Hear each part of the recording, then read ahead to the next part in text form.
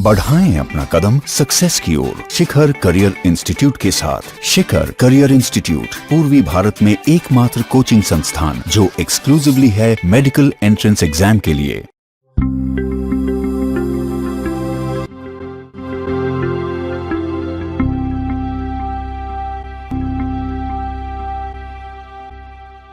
बच्चों पढ़ेंगे हम लोग नया चैप्टर थर्मोडायनेमिक्स। क्लास 11th के सिलेबस में ये चैप्टर है और बच्चों ये चैप्टर इतना खास है कि ये फिजिक्स में भी है और ये केमिस्ट्री में भी है, ठीक है। लेकिन केमिस्ट्री में बेसिकली बच्चों थर्मोकेमिस्ट्री ज्यादा इंपॉर्टेंट है जो कि हम लोगों को पढ़ना है। तो हम लोग शुरू करते हैं थर्मोडायनेमिक्स नाम के चैप्टर से। बच्चों जैसा कि दिख ही रहा है थर्मोडायनेमिक्स ये दो वर्ड से बना है। एक है बच्चों इसमें थर्म और एक है डायनेमिक्स। थर्म का मतलब हीट या कह सकते हैं एनर्जी को वो सिग्निफाई कर रहा है और डायनेमिक्स मतलब कि मूव करेगा। इसका मतलब एनर्जी जब एक फॉर्म से दूसरे फॉर्म में ट्रांसफॉर्म होता है उसके बारे में पढ़ना है। अगर रफली हम लोग ओवरव्यू ले डेफिनेशन का तो थर्म मींस हीट, मतलब वो एनर्जी को सिग्निफाई कर रहा है, एनर्जी की तरफ पॉइंट कर रहा है, और डायनेमिक्स मतलब मूव करना चाहिए। तो जब एक फॉर्म एनर्जी दूसरे फॉर्म में ट्रांसफॉर्म होगा उसके बारे में पढ़ना है। तो कह सकते हैं कि जो वेरियस फॉर्म्स ऑफ एनर्जी है उनके बारे में हम लोगों को पढ़ना है थर्मोडायनेमिक्स में। प्लस जब एक एनर्जी एक फॉर्म से मतलब कोई एनर्जी किसी एक फॉर्म से एनर्जी दूसरे फॉर्म में ट्रांसफॉर्म हो मतलब चेंज हो जाए। फॉर एग्जांपल जैसे कि मान लो अगर कोयले को हम लोग जलाते हैं तो क्या होता है, केमिकल एनर्जी किस में कन्वर्ट होता है, हीट एनर्जी में ना, कंबशन से। तो हम लोग बोलते हैं केमिकल एनर्जी कन्वर्ट हो रहा है हीट एनर्जी में, इसके बारे में पढ़ रहे हैं। तो कहते हैं कि it is the study of various forms of energy, उनका ट्रांसफॉर्मेशन की एक फॉर्म ऑफ एनर्जी से दूसरे फॉर्म ऑफ एनर्जी में जा रहा है। प्लस जब एक फॉर्म से दूसरे फॉर्म में जाता है तो वेरियस प्रोसेसेस इन्वॉल्व होते हैं ना, बहुत सारे प्रोसेसेस इन्वॉल्व होते हैं। तो जो प्रोसेसेस इन्वॉल्व हैं उनमें कितना वर्क हुआ, क्या फाइनल टेम्परेचर हुआ, क्या फाइनल प्रेशर हुआ, क्या एफिशिएंसी है, कितना हीट रिलीज हुआ, कितना हीट एब्जॉर्ब हुआ, ये सब का कैलकुलेशन करना भी सीखते हैं। वो सब थर्मोडायनेमिक्स में आता है। तो उन सब के जगह लिखती है quantitative study of various processes involve in the transformations, मतलब वेरियस फॉर्म्स ऑफ एनर्जी, उनका ट्रांसफॉर्मेशन और उन सब के बारे में हम लोग क्वालिटेटिव स्टडी तो कर ही रहे हैं पहले से कि किस तरह से कन्वर्ट हुआ, साथ साथ क्वांटिटेटिव स्टडी भी करेंगे, ठीक है बच्चों। तो क्वांटिटेटिव स्टडी का मतलब हो गया calculation of work, heat, efficiency, etc. Clear है। तो ये हो गया डेफिनेशन थर्मोडायनेमिक्स का। अब थर्मोडायनेमिक्स से बच्चों हम लोग को पता चल पाता है कि कोई भी प्रोसेस या रिएक्शन कितने अच्छे से होगा, ठीक है। मतलब एक वर्ड आता है स्पॉन्टेनियस प्रोसेस, वो जानेंगे हम लोग आगे जाकर के इस चैप्टर में। स्पॉन्टेनियस मतलब ऐसा प्रोसेस या ऐसा चीज जो अपने आप होने लगे। जैसे झरना में पानी ऊपर से नीचे गिरता है, कोई जाकर धक्का नहीं देता है ना। तो थर्मोडायनेमिक्स हमको बताता है कि कोई प्रोसेस या कोई रिएक्शन फिजिबल है कि नहीं, मतलब हो सकता है कि नहीं अपने आप, या वो स्पॉन्टेनियस है कि नहीं। तो वही लिखे हैं टेल्स अबाउट फिजिबिलिटी और स्पॉन्टेनिटी ऑफ प्रोसेस, ठीक है। अब बच्चों एक इंपॉर्टेंट सा पॉइंट है कि जो थर्मोडायनेमिक्स का स्टडी है या जो लॉज ऑफ थर्मोडायनेमिक्स है किसी सिस्टम पे तभी ही एप्लीकेबल है जब वो सिस्टम इक्विलिब्रियम में हो। इक्विलिब्रियम कहने का मतलब कि टाइम के साथ उसका जो पैरामीटर्स है, जो प्रॉपर्टीज है, कितना सारा थर्मोडायनेमिक प्रॉपर्टीज या फंक्शन जो है, जैसे कि आता है प्रेशर हो गया, टेम्परेचर हो गया, ये सब टाइम के साथ कांस्टेंट रहे। इक्विलिब्रियम का यही मतलब होता है, ठीक है। तो थर्मोडायनेमिक्स तभी ही एप्लीकेबल है, उसका स्टडी या उसका लॉस तभी हम लोग किसी सिस्टम में लगा सकते हैं जब, तभी ही लगाएंगे जब या तो वो सिस्टम इक्विलिब्रियम में हो या एक इक्विलिब्रियम स्टेट से दूसरे इक्विलिब्रियम स्टेट में जाए। फॉर एग्जाम्पल, ठीक है, मान लो किसी सिस्टम का बच्चों हम लोग को वर्क कैलकुलेट करना है या प्रेशर कैलकुलेट करना है या प्रेशर फाइंड करना है, तो वो सिस्टम का बच्चों प्रेशर टाइम के साथ फ्लक्चुएट नहीं करेगा तभी ना नोट कर पाएंगे। जैसे मान लो फॉर एग्जांपल किसी डिवाइस से या फिर कैसे हम लोग स्टेबलाइजर से बच्चों वोल्टेज देखते हैं ना कि कितना वोल्टेज सप्लाई हो रहा है फ्रिज में, टीवी में, सब में। अगर मान लो उस पर जो कांटा होता है जो कि हमको रीडिंग देता है वो हमेशा ऐसा हिलता रहेगा, तो क्या तुम नोट कर पाओगे क्या? नहीं ना। उस वोल्टेज का रीडिंग तभी ना ले पाते हैं जब वो टाइम के साथ वो कांटा स्थिर रहे, अपने पोजीशन पे रहे। इसका मतलब कहते हैं कि इक्विलिब्रियम अटेन हो। तो जब पैरामीटर्स बच्चों टाइम के साथ नहीं बदले उसको बोलते हैं इक्विलिब्रियम अचीव हो जाना। तो कहते हैं कि थर्मोडायनेमिक्स का स्टडी तभी ही हम लोग कर पाएंगे जब उसका पैरामीटर्स टाइम के साथ चेंज नहीं हो, मतलब वो इक्विलिब्रियम में रहे। जैसे अगर आपको प्रेशर नोट करना हो तो प्रेशर फ्लक्चुएट नहीं करना चाहिए सिस्टम का उस समय, ठीक है, तभी ना नोट कर पाएंगे। या फिर एक इक्विलिब्रियम स्टेट से दूसरे इक्विलिब्रियम स्टेट में जाएगा तभी ना। यहाँ पे भी हमको प्रेशर आराम से रीडिंग ले सकते हैं, यहाँ पे भी प्रेशर आराम से रीडिंग लिया जा सकता है, क्योंकि टाइम के साथ वो फ्लक्चुएट नहीं कर रहा है। तो ये एक इंपॉर्टेंट पॉइंट है, इसको डिमेरिट की तरह भी कहा जाता है कि लॉज ऑफ थर्मोडायनेमिक्स तभी एप्लीकेबल है जब सिस्टम किस में हो, इक्विलिब्रियम स्टेट में, या मूव करे एक इक्विलिब्रियम स्टेट से दूसरे इक्विलिब्रियम स्टेट में, ठीक है। हम लोग क्या देखे डेफिनेशन में बच्चों कि one form of energy transforms into another, उसके बारे में पढ़ते हैं। लेकिन कितने तेजी से ट्रांसफॉर्म कर रहा है या किस रेट से ट्रांसफॉर्म कर रहा है, इससे हमको कोई मतलब नहीं है, ठीक है। बस याद रखना है कि इट इज थर्मोडायनेमिक्स का study is not concerned with the rate of transformations. Clear है। तो ये बेसिक सा डेफिनेशन और कुछ इंपॉर्टेंट पॉइंट्स हुआ थर्मोडायनेमिक्स के बारे में। तो बच्चों थर्मोडायनेमिक्स का स्टडी आगे जाके हम लोग करेंगे। देखो कायदे से ये चैप्टर दो हिस्से में, एक तो सीधे थर्मोडायनेमिक्स हो गया जिसमें हम लोग वर्क एनर्जी ये सब कैलकुलेट सब कर लेंगे, एफिशिएंसी वगैरह देखना सीखेंगे। वैसे एफिशिएंसी ये सब का कैलकुलेशन ज्यादातर फिजिक्स में है, केमिस्ट्री में उन सबका कम क्वेश्चन होता है। केमिस्ट्री में जो मेन पोर्शन है वो है केमिकल एनर्जेटिक्स बोलो या थर्मोकेमिस्ट्री, मतलब इन सब का प्रिंसिपल जब हम लोग केमिकल रिएक्शंस में लगाते हैं, मतलब थर्मोडायनेमिक्स का प्रिंसिपल जब हम लोग केमिकल रिएक्शन में लगाते हैं उसके बारे में ज्यादा बड़ा पोर्शन है केमिस्ट्री में, ठीक है। फिलहाल हम लोग शुरू करते हैं जो कुछ बेसिक टर्म्स है जो जानना जरूरी है थर्मोडायनेमिक्स के बारे में पढ़ते समय। पहला है सिस्टम, बार बार सिस्टम सिस्टम वर्ड बोलेंगे। तो यूनिवर्स या ब्रह्मांड का वो हिस्सा जिसके बारे में हम लोग पढ़ रहे हैं या जिसको ऑब्जर्व कर रहे हैं या जिसका के बारे में इन्वेस्टिगेशन कर रहे हैं, जैसे मान लो इस मार्कर से हमको मतलब इस मार्कर का टेम्परेचर प्रेशर सब नोट कर रहे हैं, ठीक है। इसका मतलब ये यूनिवर्स का वो हिस्सा है जिसके बारे में हम लोग पढ़ रहे हैं ना, ठीक है, या जिसको ऑब्जर्व कर रहे हैं। तो बोलते हैं part of universe under study और ऑब्जर्वेशन इज कॉल्ड सिस्टम, ठीक है। सराउंडिंग, ठीक है, सिस्टम के चारों बगल इर्द गिर्द जो चीज होगा उसको बोलते हैं सराउंडिंग। तो बोलते हैं part of universe other than system, ठीक है। ये यूनिवर्स का वो पार्ट है जो कि सिस्टम के अलावा है। यूनिवर्स बोल सकते हैं सिस्टम का सराउंडिंग से बना होता है, ठीक है। अब आ जाते हैं बाउंड्री पे। जैसे जानते हैं ना बाउंड्री क्या करता है, जैसे मान लो कि दो मकान के बीच में बाउंड्री है, इसका मतलब वो दोनों को सेपरेट कर रहा है ना। तो बाउंड्री बोलते हैं ऐसा चीज जो कि सिस्टम और सराउंडिंग को सेपरेट करे, एनीथिंग विच सेपरेट सिस्टम और सराउंडिंग, ठीक है बच्चों। अब कीपिंग माइंड में कुछ पॉइंट बताए बाउंड्री के बारे में। बाउंड्री जो है बच्चों रिजिड भी हो सकता है, फ्लेक्सिबल भी हो सकता है, समझो ऐसे। जैसे मान लो तुम जिस रूम में बैठे हो उस रूम को सिस्टम मान लो और बाहर सब चीज को सराउंडिंग मान लो, तो तुम्हारे रूम को और बाहरी चीज को कौन सेपरेट कर रहा है? ये दीवार ना। दीवार को धक्का देके देखो तो बदल रहा है शेप, नहीं ना, वो रिजिड है। लेकिन अगर बैलून पे आते हैं तो बैलून जो है बच्चों, बैलून का जो रबर है पूरा वो हो गया उसका बाउंड्री, ठीक है। अंदर में जो गैस भर रहे हैं वो हो गया सिस्टम और बाहर पूरा हो गया सराउंडिंग। तो बच्चों हम लोग देखते हैं जब हवा भरते हैं तो जो बैलून का जो रबर है वो तो इलास्टिक है ना, तो जैसे जैसे हवा भरते हैं वो उसका शेप बड़ा होता जाता है। इसका मतलब वहां पे जो वॉल है, बैलून का जो वॉल है वो क्या है, बाउंड्री जो है वो क्या है, इलास्टिक है, क्योंकि वो शेप बदल रहा है ना। तो इसलिए बोले हैं बाउंड्री कैन बी रिजिड या फ्लेक्सिबल, इन दोनों में से कोई एक हो सकता है, प्लस उसके अलावा इन दोनों में से कोई एक हो सकता है, प्लस उसके अलावा इन दोनों में से कोई एक हो सकता है, ठीक है। तो इन दोनों में से कोई एक होता है, इन दोनों में से और इन दोनों में से। अब आ जाते हैं रियल और इमेजिनरी पे।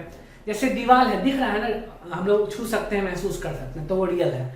लेकिन मान लो बच्चों जो तुम्हारे रूम का गेट है वहां पे कोई गेट ही नहीं हो, तो उसको कोई तोड़ के ले गया है, तो हम लोग मानते हैं वहां पे एक इमेजिनरी एक लेयर है हवा का जो इस रूम को और बाहरी रूम को सेपरेट कर रहा है।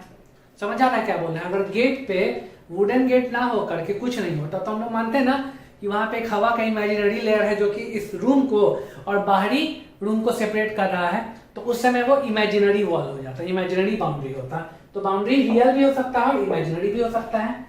इसके अलावा अगर एक मान लो बच्चों हम लोग कप में चाय को रख दिया, ठीक है, तो जो कप का जो बाउंड्री है, कप का जो वॉल्स है वही ना बाउंड्री का काम करेगा। अब उस बाउंड्री मतलब वॉल्स को छुओगे कप के तो उससे हीट निकल रहा है ना, तो हम लोग क्या देख रहे हैं कि वो ऐसा बाउंड्री है जो कि हीट को कंडक्ट कर रहा है। तो कहते हैं कि बाउंड्री कैन बी कंडक्टिंग, जिसका दूसरा नाम डायाथर्मिक भी है। और अगर थर्मस में रख दे तो थर्मस का जो वॉल्स है वो तो हीट कंडक्ट नहीं करता है, तो उस समय क्या हो जाएगा, बाउंड्री हो गया नॉन कंडक्टिंग, जिसको कि एडियाबैटिक बोलते हैं। तो बाउंड्री रिजिड फ्लेक्सिबल हो सकता है या फिर रियल इमेजिनरी में से कोई एक हो सकता है, या फिर कंडक्टिंग नॉन कंडक्टिंग में से कोई एक हो सकता है। अब ये एक सिंपल सा डायग्राम बना है, ये पूरा यूनिवर्स है, ये सराउंडिंग है, ये बर्तन प्लस गैस, मतलब गैस इन बर्तन, गैस इन वेसल को हम लोग सिस्टम माने हैं, और जो वॉल्स ऑफ वेसल है उसको बाउंड्री माने हैं। तो ये बेसिक सा टर्म्स है, ये कुछ स्पेशल पॉइंट है, इसको याद रखना है, ठीक है। इन दोनों में से कोई एक होगा, इन दोनों में से कोई एक होगा, और इन दोनों में से कोई एक होगा। क्लियर, ठीक है। जैसे कि अगर हम लोग कप का बात करते हैं, ठीक है, तो कप क्या है, कप का जो बाउंड्री है, मतलब कप को अगर सिस्टम मानेंगे तो कप का जो क्या बोलते हैं, जो वॉल्स होगा वो क्या है, वो रिजिड होगा, वो रियल है, और वो कैसा है, कंडक्टिंग है। तो बोलेंगे यहाँ पे बाउंड्री कैसा है, रिजिड, रियल और कंडक्टिंग। तो इस तरह से हम लोग करते हैं। क्लियर है बच्चों? तो बच्चों अभी तक हम लोगों ने सिस्टम, सराउंडिंग, बाउंड्री, यूनिवर्स के बारे में जान लिया। ये भी जान लिया जो पॉइंट लिखा है कीप इन माइंड में, कि बाउंड्री कैन बी रियल और इमेजिनरी, रिजिड और फ्लेक्स, और कंडक्टिंग नॉन कंडक्टिंग। अब जानते हैं सिस्टम के बारे में। सिस्टम बच्चों 3 तरीके का होता है, ठीक है। एक होता है ओपन, एक क्लोज, एक आइसोलेटेड। तो हम लोग समझते हैं कि क्यों बोला गया है ऐसा ऐसा। देखो बच्चों, सिस्टम और सराउंडिंग जो है उन दोनों का काम है कि आपस में हमेशा मैटर और एनर्जी को एक्सचेंज करते रहेगा, ठीक है। सिस्टम और सराउंडिंग आपस में क्या एक्सचेंज कर सकता है, मैटर और एनर्जी, ठीक है। तो डिपेंडिंग अपॉन क्या क्या एक्सचेंज कर ले रहा है, उसी के बेसिस पे हम लोग ओपन सिस्टम, क्लोज सिस्टम और आइसोलेटेड सिस्टम बोल रहे हैं।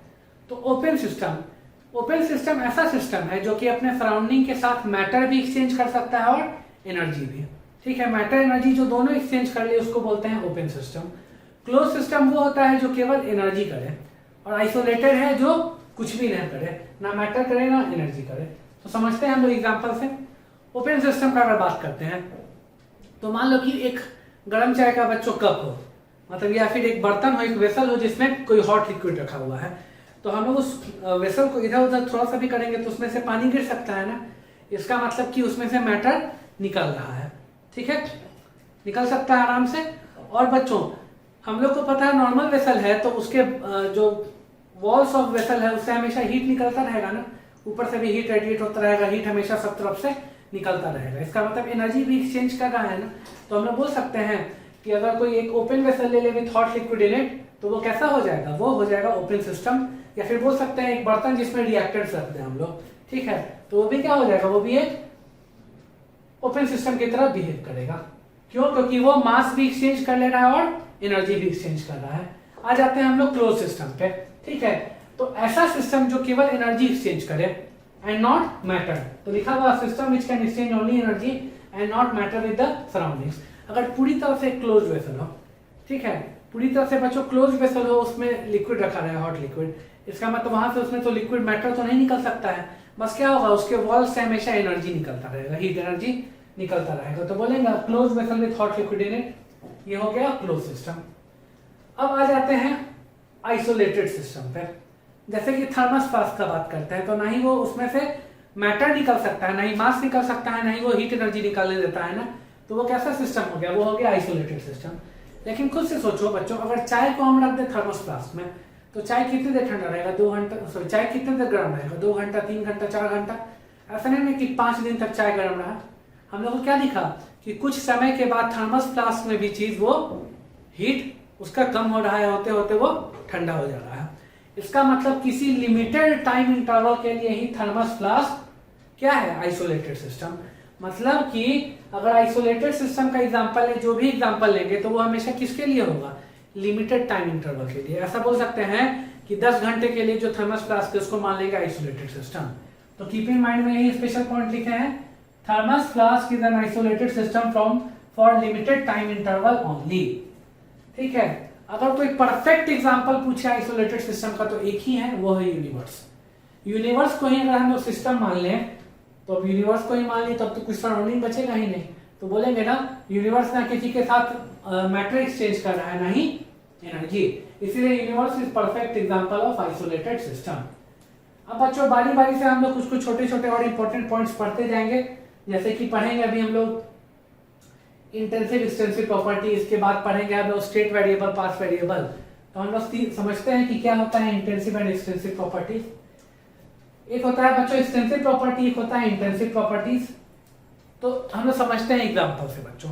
जैसे जिस रूम में तुम बैठे हो उसको मान लो 2 हिस्सों में तोड़ दिए हम लोग, तो देखो तो 2 बराबर हिस्सों में अगर हम लोग तोड़ देंगे तो बोल सकते हैं कि अब जो साइज है वो पहले वाले साइज का आधा हो गया। पहले जो साइज था उसका आधा हो गया ना, 2 अलग अलग हिस्सों का।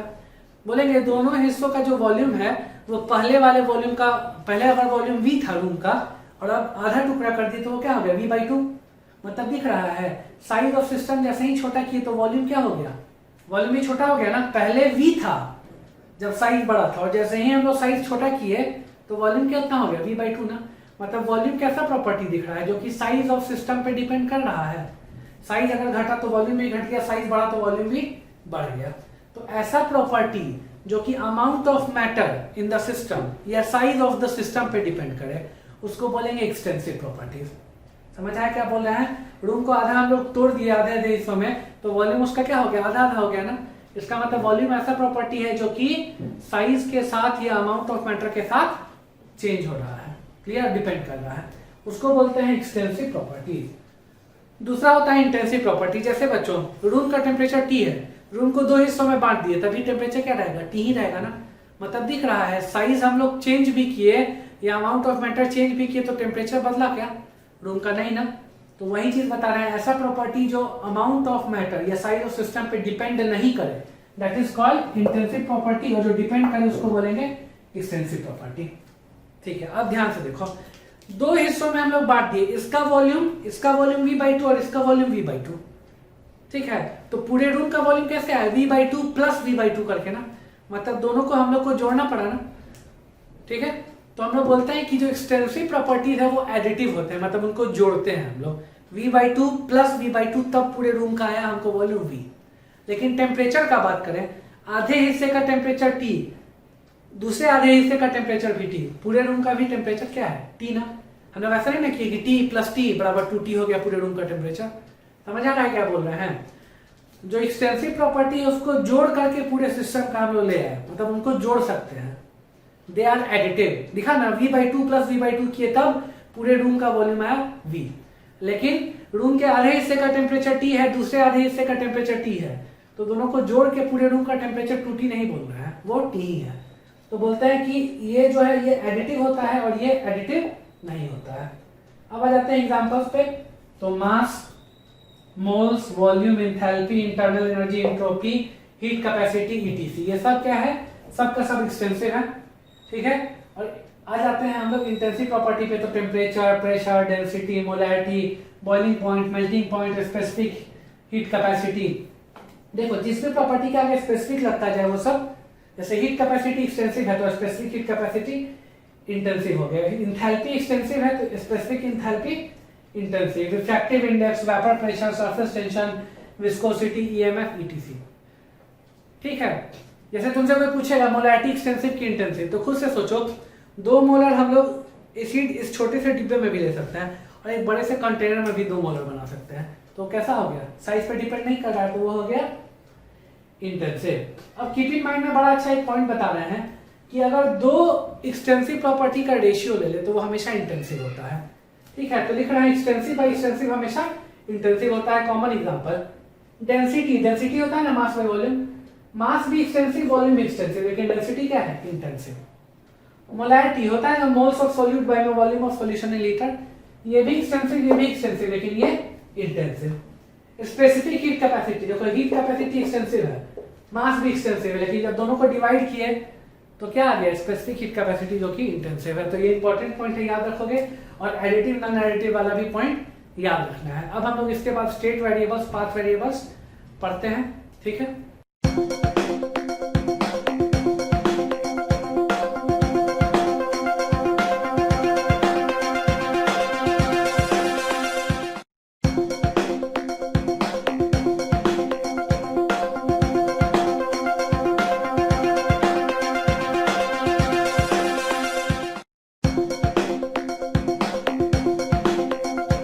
बच्चों हम लोग जानेंगे state variables and path variables के बारे में। ठीक है, स्टेट वेरिएबल्स यानी को स्टेट फंक्शंस भी बोलते हैं। तो बच्चों ये ऐसे वेरिएबल्स हैं, मतलब ऐसे वेरिएबल्स जो कि सिस्टम के इनिशियल और फाइनल स्टेट पे केवल डिपेंड करें। ठीक है, जैसे एक सिंपल सा एग्जांपल ले रहे हैं, फिजिक्स में सब लोग पढ़ चुके हैं, डिस्टेंस एंड डिस्प्लेसमेंट। ठीक है, तो डिस्टेंस को हमेशा किससे मतलब होता है, इनिशियल वाले पॉइंट से, इनिशियल जो कोऑर्डिनेट्स होते हैं और जो फाइनल कोऑर्डिनेट्स होते हैं ना, ठीक है। लेकिन डिस्टेंस को किससे मतलब होता है, रास्ते से, कि कौन से पाथ को कवर किया गया है, ठीक है।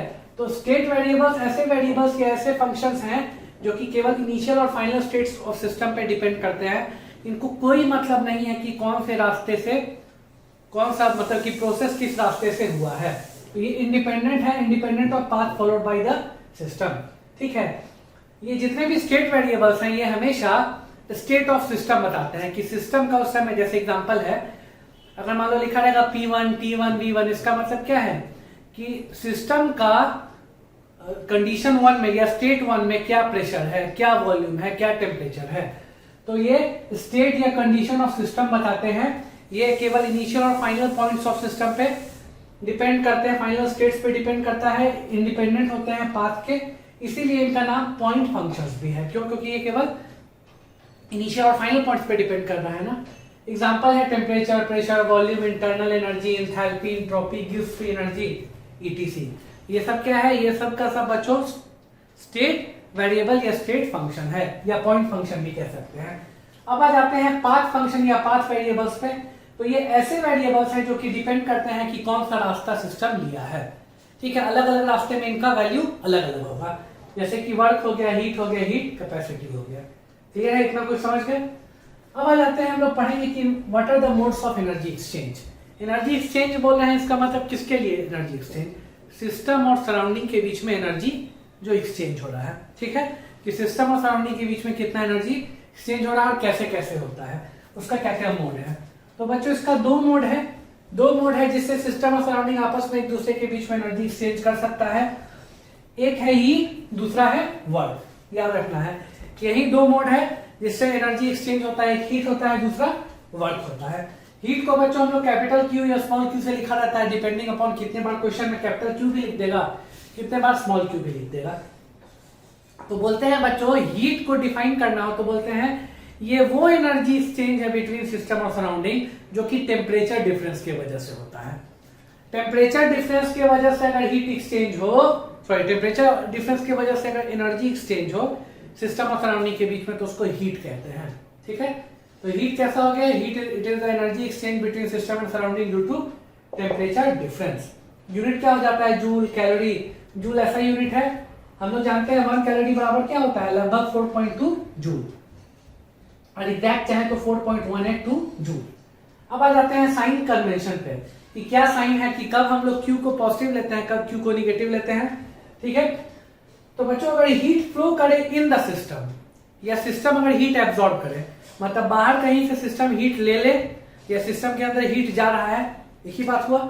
सिस्टम हीट खींच ले, मतलब एब्जॉर्ब कर ले, या फिर सिस्टम में हम हीट भेज दें, तो उस समय Q पॉजिटिव कहते हैं। और अगर सिस्टम हीट रिलीज कर दे या फिर heat flows out of the system, तो उस समय Q को निगेटिव कहते हैं। याद रखोगे ये साइन कन्वेंशन, ये वाला साइन कन्वेंशन याद रखना है, ठीक है। कि Q पॉजिटिव कब है? जब heat flows in the system और heat absorb by the system, और Q निगेटिव कब है? जब heat release by the system और heat flows out of the system. अब आ जाते हैं दूसरे मोड ऑफ एनर्जी एक्सचेंज पे, जो कि वर्क है, W से लिखते हैं इसको। तो बोलते हैं वर्क और एनर्जी तो इक्विवेलेंट ही ना होता है, क्योंकि हम लोग बोलते हैं ना कि एनर्जी को भी बोलते हैं, अगर एकदम 7th 8th 9th वाला डेफिनेशन पे जाओ तो एनर्जी को भी बोलते थे कैपेसिटी टू डू वर्क, ठीक है। तो बच्चों ये फिजिक्स वाला वर्क नहीं डिफाइन करना, फोर्स इनटू डिस्प्लेसमेंट, वैसे नहीं करने लगेंगे। बोलते हैं ये एनर्जी एक्सचेंज है between system and surrounding due to any factor या any reason other than temperature difference. मतलब टेम्परेचर डिफरेंस की वजह से सिस्टम और सराउंडिंग में हीट, सॉरी टेम्परेचर डिफरेंस की वजह से सिस्टम और सराउंडिंग में एनर्जी एक्सचेंज होगा, तो दैट इज कॉल्ड हीट। और इसके अलावा कोई भी और फैक्टर हो तो दैट इज कॉल्ड, उसको हम लोग वर्क के कैटेगरी में लेते हैं, ठीक है। तो वैसा mode of energy exchange work कहलाता है। वर्क के लिए बच्चों हम लोग जानते तो हैं कि न्यूटन मीटर होता है, फोर्स इनटू डिस्प्लेसमेंट करके। वैसे कॉमनली यूज यूनिट्स यहाँ पे जूल होता है, कैलोरी या ATM लीटर, या फिर अर्ग भी होता है। 1 ERG अर्ग का मतलब होता है 10 के पावर -7 जूल। 1 ATM लीटर मतलब होता है 101.3 जूल, या लगभग उसको कैलोरी में लिखे तो 24.206 कैलोरी। याद रखना है। साइन कन्वेंशन पे आते हैं, तो यहाँ पे जो साइन कन्वेंशन है वर्क का, वो फिजिक्स वाले का जस्ट उल्टा है। याद रखना है केमिस्ट्री में और फिजिक्स में साइन कन्वेंशन Q का तो सेम है हीट का, लेकिन वर्क का उल्टा है। सिस्टम पे अगर वर्क किया जाए, work done on the system, तो वर्क को पॉजिटिव मानते हैं, और work done by the system तो उसको हम लोग निगेटिव मानते हैं। याद रखोगे W पॉजिटिव कब होगा, when work is done on the system, और W निगेटिव कब हो जाएगा, when work is done by the system. ठीक है, तो बच्चों अब एक बेसिक सा चीज हो जाएगा कि कौन कौन से टाइप्स का वर्क होता है। ठीक है, मेनली हमको यहाँ पे थर्मोडायनेमिक्स में प्रेशर वॉल्यूम वर्क से मतलब है, लेकिन फिर भी लिख दे रहे हैं कि कौन कौन सा टाइप्स ऑफ वर्क है। टाइप्स ऑफ वर्क, पहला है मैकेनिकल वर्क। ये तो जानते हो सब लोग, फोर्स इनटू डिस्प्लेसमेंट लिखते हैं इसको हम लोग, फोर्स इनटू डिस्प्लेसमेंट। ठीक है, मैकेनिकल वर्क हो गया। दूसरा है बच्चों ग्रेविटेशनल वर्क,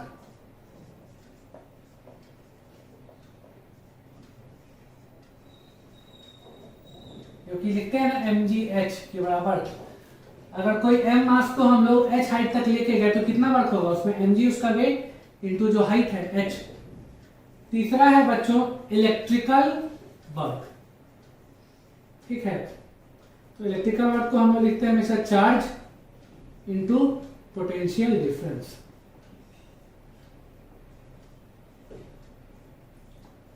देखिए अभी तक mechanical work force into displacement, gravitational work mgh, electrical work charge into potential difference, चौथा है प्रेशर वॉल्यूम वर्क। हम लोगों को बच्चों इसी से मतलब है, यही वाला हम लोगों को पढ़ना है इस वाले में थर्मोडायनेमिक्स में।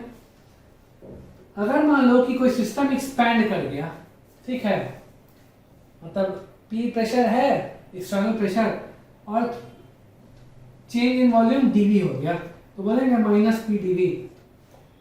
ठीक है, ऐसा लिख दे रहे हैं, P dV समझ जाना ना, समझ जाएगा सभी बच्चा, माइनस नहीं भी लिखे तो क्लियर है। तो याद रखना है ये सबसे मोस्ट इंपॉर्टेंट है। यहाँ पे हम लोग थर्मोडायनेमिक्स में यही वाला कैलकुलेट करते रहेंगे। तो टाइप्स ऑफ वर्क में 4 आ गया, mechanical work force into displacement, gravitational work mgh, electrical work charge into potential difference, और pressure volume work P into dV। मतलब प्रेशर जो भी है इनटू चेंज इन वॉल्यूम, ज्यादा सही है लिखना minus P external into dV। Clear है।